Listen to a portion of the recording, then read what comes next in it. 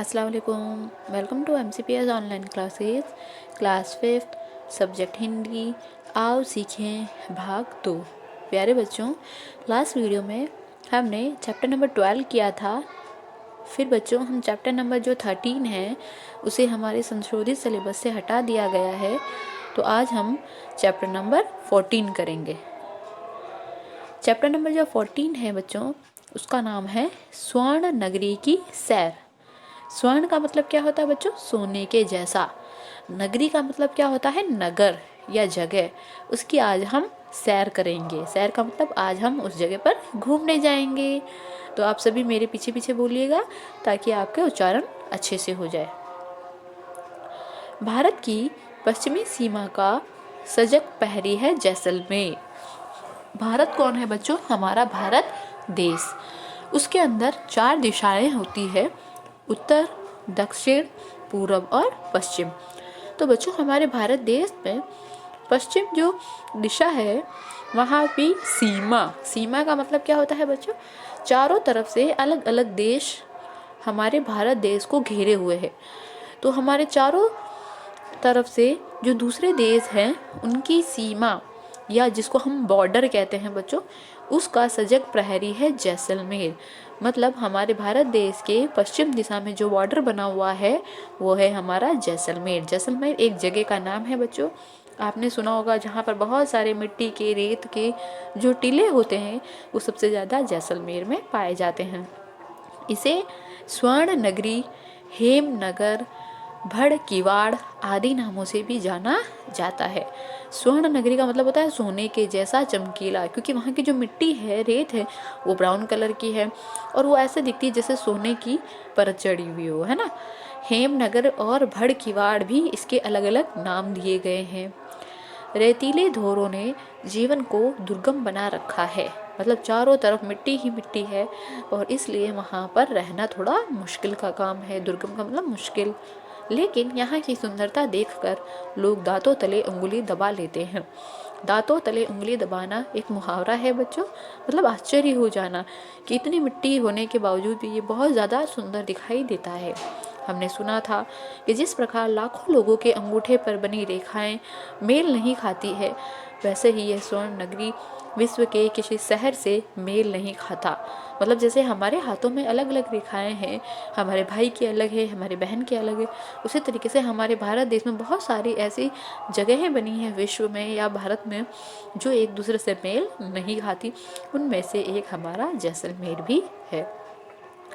इतनी सारी बातें सुनने के बाद हमारी पूरी 5वीं कक्षा के विद्यार्थियों ने घूमने का निर्णय किया।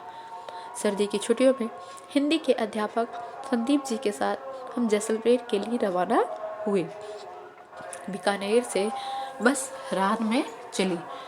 बरकत, मुरली, रोनित, किशोरी और हम सभी हंसी खुशी मजाक करते सो गए। अब क्योंकि हम सब 5वीं कक्षा में पढ़ते हैं, उसी तरीके से हमारी बुक में भी कुछ बच्चे हैं जो 5वीं कक्षा में पढ़ते हैं और सब ने सर्दियों की छुट्टियां जो हुई थी उनमें घूमने का फैसला किया। तो हमारे अध्यापक जी संदीप जी ने कहा कि क्यों ना जैसलमेर घूमा जाए। रात को ये सभी बच्चे बस में रवाना हुए और बाकी सभी हंसी खुशी खेलते खेलते रात को मजाक करते हुए सो गए। सुबह जैसलमेर के करीब पहुंचे तो देखा सूरज की किरणें जैसलमेर दुर्ग के पाषाण कणों को चमका रही है।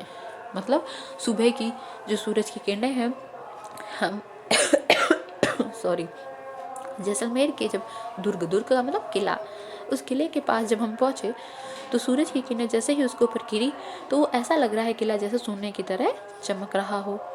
जैसलमेर पहुंचे, होटल में ठहरे, तैयार होकर घूमने निकले। सबसे पहले किले को देखना तय हुआ। अब जैसे ही वो किले में पहुंचे हैं तो यह आए सबसे पहले और खाया पिया, नहाए धोए और घूमने निकले। तो सबसे पहले जैसलमेर के किले में गए। किला त्रिकुट पहाड़ी पर बना हुआ है। जिस पहाड़ी पर हमारा किला बना है उसका क्या नाम है बच्चों? त्रिकुट पहाड़ी। इसे त्रिकुटगढ़ नाम से भी जाना जाता है। पहाड़ी के नाम पर इसे एक और नाम दे दिया गया है। महारावल राव जैसल ने इसका निर्माण करवाया था। हम प्रथम पोल अखे पोल से होते हुए दुर्ग के ऊपर पहुंचे। अब जैसे हमारे जोधपुर के किले में सबसे बाहर की तरफ एक बड़ा सारा पोल बना हुआ है, एक गेट बना हुआ है, पहला पोल दूसरा पोल नाम दिए गए हैं। उसी तरीके से हमारे जैसलमेर के किले का भी एक पोल है, जैसे हमने अखे पोल बोला है। जैसे हमारे जोधपुर के किलों को राव जोधा ने बनाया था, उसी तरीके से ही जैसलमेर को भी जैसल नाम के एक राजा ने बनाया था। किले की सड़क भी पत्थरों की बनी हुई है। वहाँ हमने रंग महल, मोती महल और जैन मंदिर देखे। जैसे हमारे यहाँ पर भी एक बड़ा सारा माता का मंदिर बना हुआ है, उसी तरीके से वहाँ भी एक जैन मंदिर बना हुआ है। रानी के ठहरने का मोती महल हमारे यहाँ पर भी है, उसी तरीके से वहाँ जैसलमेर के किले में भी है। और खूब सारे रंग बिरंगे कलर का एक महल है, उसी तरीके से वहाँ भी एक रंग महल भी है। लक्ष्मी नाथ जी के दर्शन भी किए। आपको पिक्चर में देखो बच्चों, पहाड़ी के ऊपर बना हुआ ब्राउन कलर का ऐसा लग रहा है जैसे मिट्टी का बना हुआ एक किला है, वो आपको दिखाई दे रहा है। ऐसा लग रहा है जैसे उसके ऊपर सोने की परत चढ़ी हुई है ना। इसके पत्थरों पर कलात्मक खुदाई वाली देवी देवताओं की प्रतिमाएं बनी हुई है। दुर्ग के चारों ओर 99 बुर्ज हैं और ये बुर्ज दुर्ग को मजबूती प्रदान करते हैं। बुर्ज का मतलब क्या होता है? खंबे, जिनके ऊपर ये हमारा किला टिका हुआ है ना। तो यहाँ पर कितने हैं बुर्ज, कितने खंबे हैं बच्चों? 99 खंबे हैं।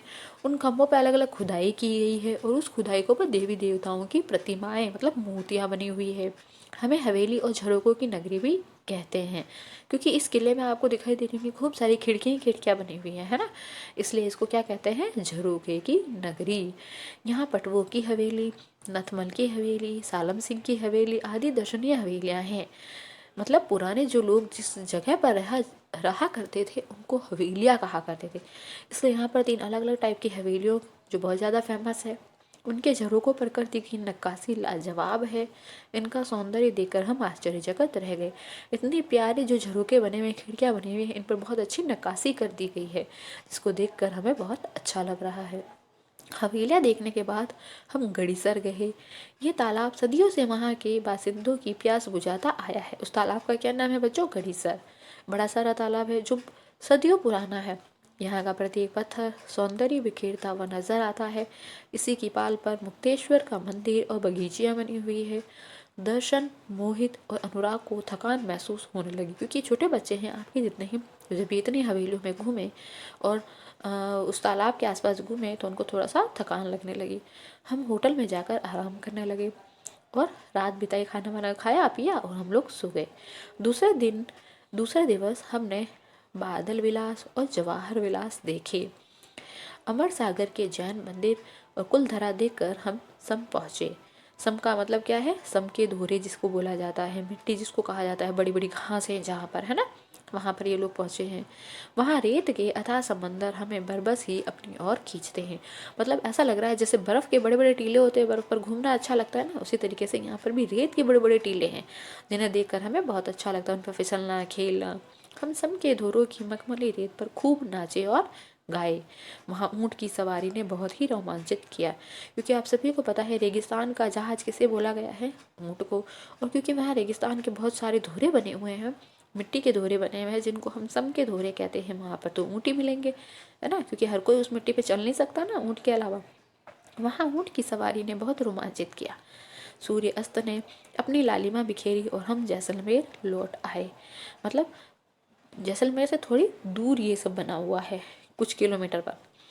रात में कैर और सांगरी, पंचकुटा की सब्जी और दाल बाटी चूरमे का आस्वादन किया। आस्वादन का मतलब मज़े लिए, क्योंकि बच्चों ये रेगिस्तान की फेमस सब्जियां हैं, जो कैर और सांगरी कुमटी हैं और 5 कुटे का जो सामान सब्जियां बनाई जाती है, और दाल बाटी चूरमा हमारे राजस्थान में हर जगह पर बनाई जाती है और ये बहुत ज़्यादा फेमस है।